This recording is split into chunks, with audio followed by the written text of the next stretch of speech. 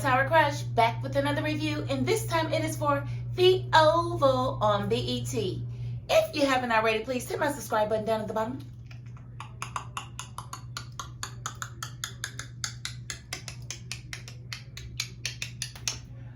Thank you so very much, and I'm gonna get right into this review.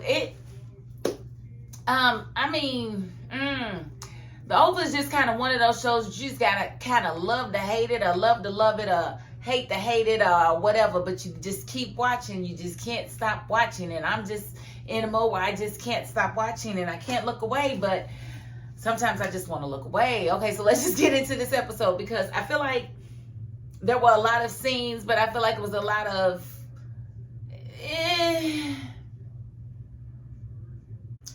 Okay, so we start out with Kareem's cousin. He comes to the room to visit Kareem, and he finds Dale there. Apparently, he reminds me of why he was upset with Dale, and it's because Dale put a gun on him. I still don't remember the scene. Maybe it was after he was already robbed and he was trying to get out of there. I don't know. I don't remember. But apparently, Dale put a gun on him, and that's why he was like, you're not going anywhere.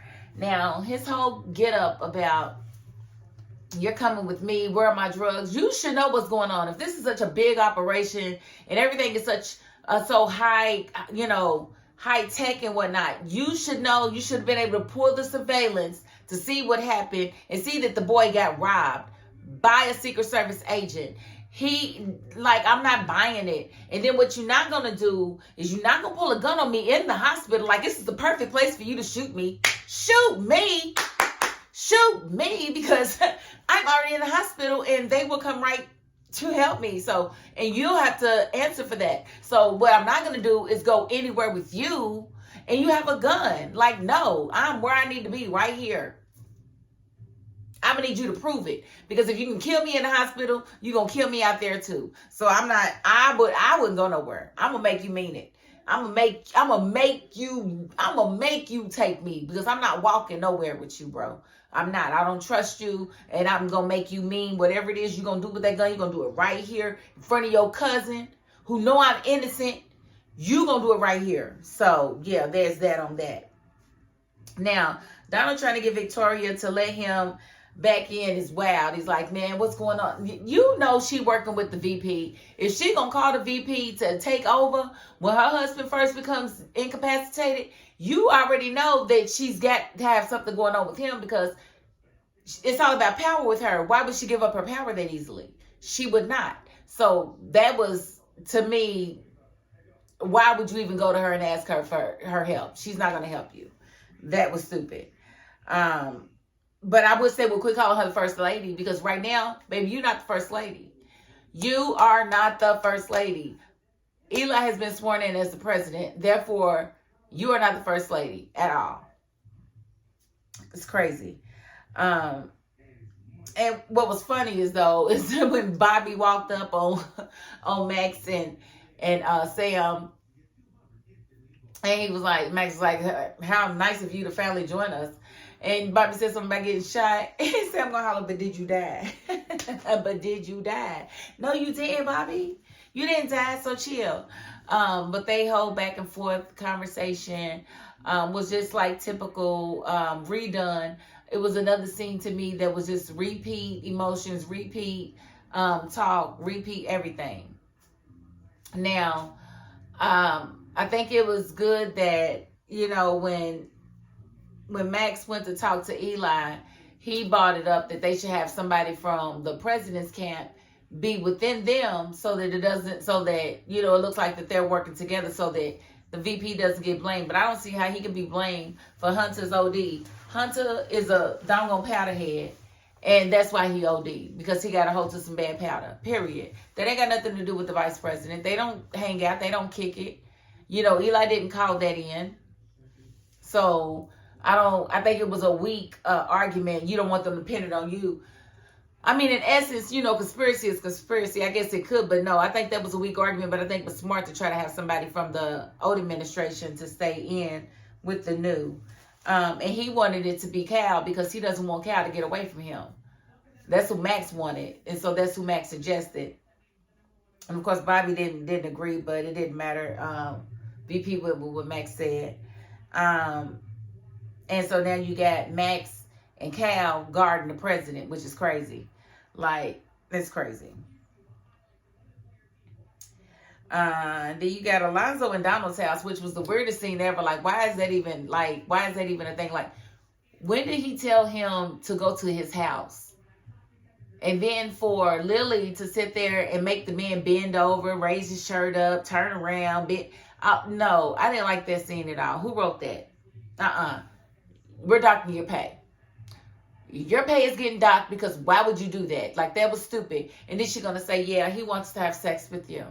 Don't get in his bad because he just got the last guy killed. Shut up, Lily. You always calling somebody useless, but baby, let me tell you something. You're the only useless one here. You are useless. Like, what do you do, ma'am? You don't dress the first lady. You don't have sex with your husband. You're not having sex with Bobby. Like, what are you doing? You are the useless one. In fact, your knight in shining armor came through, got you free, freed you from the zoo, and you walked your happy ass right back in there, didn't you? You, ma'am, are the useless one. Nobody owes you any explanation for anything. You want to know what's going on at the White House? Take your happy butt to the White House. That's what you need to do, Miss Ma'am. That's what you need to do. Like, I'm so sick of Lily. Like, she gets on my nerves. I'm sorry. She gets on my nerves. And then Donald talking to the doctor basically about Hunter. Like, it's like, you need to make him wake up. I don't care what I don't care about nothing. And the doctor's like, well, there's something that I can do, but if I do, then it's going to be very, very worse. It's going to be very worse. His kidneys are not functioning properly. Donald said, I don't give a damn about his kidneys. Donald care about the face. Is he alert? Can he speak? We need him to speak. Like, what really be going on in these White Houses? Like, do they really be giving them, pep up shots just to make them wake up and look alert? Is that what they doing to Biden? Is Biden on the shot? Don't tell me Biden is on the shot. Oh my goodness, he is on the shot. Lord, that boy died when? No, I'm just playing. Knock on wood. I knocked on wood. I was just playing. I'm not saying that Biden died. I'm not. And I'm not saying I'm going to cry if he does. I'm just saying I'm not putting that out there. I mean, I'm sure his time is coming because, he's been here on Earth for a very long time. Like, he's been on Earth, like, through Jim Crow and everything. Like, he's been there, like, witnessed right there. So, yeah. And let's see.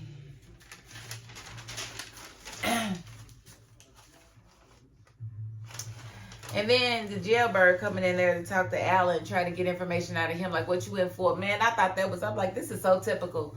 And then he was like, they sent me in here for you. You robbed the wrong dude. Like, he ain't robbed nobody. Y'all should know that. Your operation is so sophisticated, you can send a killer into a jail cell to kill somebody that you think robbed you, but you can't look at the tapes to see who actually did it. To know you got the wrong person. Like, no, I'm not buying it. And Alan, you was former military. Why are you going to sit here and act like this man is just going to be able to shank you? You going to call for the guard? No, how about this? Y'all sent this man in here to kill me, but I'm about to kill him. Because they're shaking his hand with his little bitty self because he's like way littler than you. He's like way littler than you. Like, if he was bigger than you, I would be like, oh my God, Alan, he about to get you, bro. But he's way littler than you. What did they teach you in the military? Use it. And I think we see him try to use that next week. So hopefully he don't get himself shanked. But at the end of the day, wasn't you just suicidal? Wasn't you just, what was me? What do I have to live for? But now you ready to fight for your life? Make it make sense. I don't know. Whatever. Maybe you want to be the controller of your destiny. You don't want somebody to come in and just take your life. I don't know, but I just need it to make sense because it ain't making no sense right now, Alan. And Donald done blackmailed the guard to get into there to Simone so he could talk to her. Now, Simone about the dumb as a box of rocks. Like, here's the thing, baby girl, you've been in this bunker for at least some hours. Now, when Victoria came down here and told you that your husband was now the president, you didn't want to believe her. And now Donald's telling you the same thing. You still don't want to. Why do you think that they sitting here playing you? Like, somebody's got to be telling you the truth. So now you believe that your husband's president, but you don't want to talk to nobody but him. But if he is the president, baby, why are you still locked up if he really loves you? Girl, don't you think he got the power to get you out of there? If he's the president, he's got the power of doggone pardon. He got presidential pardoning power. So you think he can't get you out of the bunker? But you want to talk to him. Girl, I would not want to talk to him. He would be the last person I want to talk to. I need to talk to anybody but him. Who is going against him? That's who I need to talk to and team up with, because apparently my husband is humping on the first lady. And apparently they got this whole plan in place to, keep me, I guess to kill me and to see the president dead. So Simone to me is stupid. There's no way that I would want to talk to my husband, because he should have had her out of there by now. And I'm very disappointed in Eli. I'm very disappointed in Eli. His haircut suggests that he would do the right thing for his wife, and he is not doing that, and I'm very disappointed.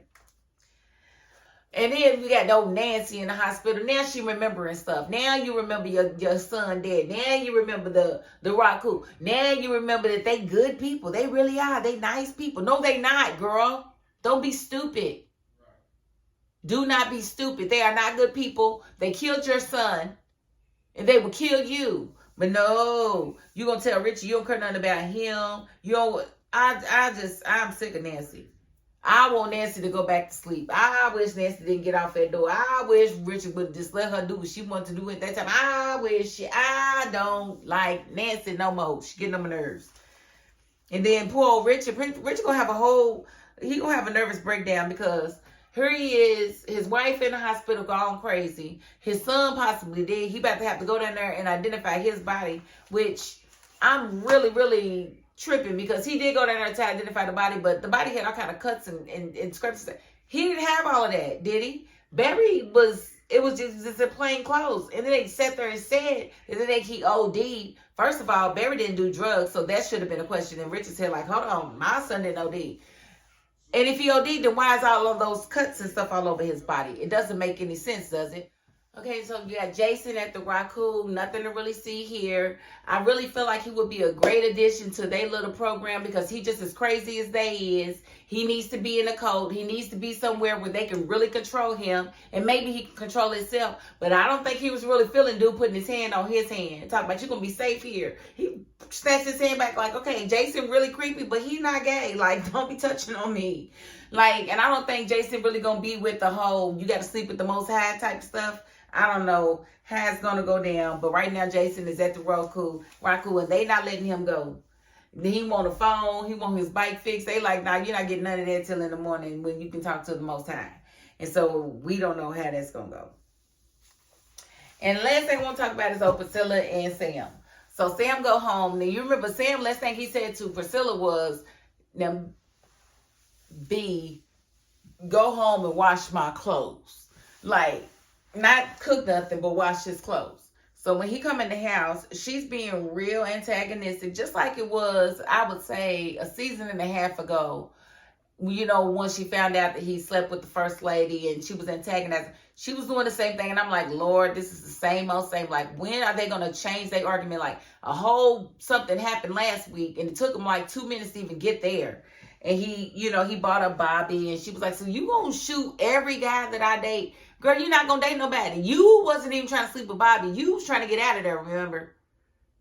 You have to remember you was trying to get out of there. So let's stop acting like he did you some, misfortunate deed or something. He didn't. You were trying to get out of there. You didn't want to be there, but you want to keep antagonizing him. And I don't really understand that. And so he tells her that he's going to stay there. He's sleeping in the bed. If she's sleeping there, that's fine or whatever. And she's like, you're not sleeping in the bed. And he's like, yes, I am. Blah, blah, blah. This is my house. Well, out of nowhere, she's sitting back like Veronica Harrington, and like 8 people come out of nowhere and just start beating up on dude. Like, I'm like, okay, Tyler Perry, I'm sick of your ass. Like, I am sick of you. Like, why is she now Veronica Harrington? If that ain't the biggest, come on, bro. You could have came up with something better than that. Like, maybe she moved out. Anything but 8 dudes to beat up her husband in her house. Come on, man. While she sits back and drinks wine. Come on, be more creative, Tyler. That was dumb. I didn't like it at all. It was stupid. It was dumb. It was stupid. Did I say it was dumb? Because I felt like all of that. And so now we got to see what's going to happen with Sam. Because you can't have Sam walking around being a man, grabbing his balls, shooting rubber bullets into people who are trying to sleep with his wife and telling his wife what to do. You can't have that. So you got to have him get beat up real quick. Well, the next time you have a crazy antagonist, I want to see them get their karma real quick too, Tyler. This is really making me angry. But anyway, that's pretty much how this episode ended. And so next week we do see they do something to wake up Hunter.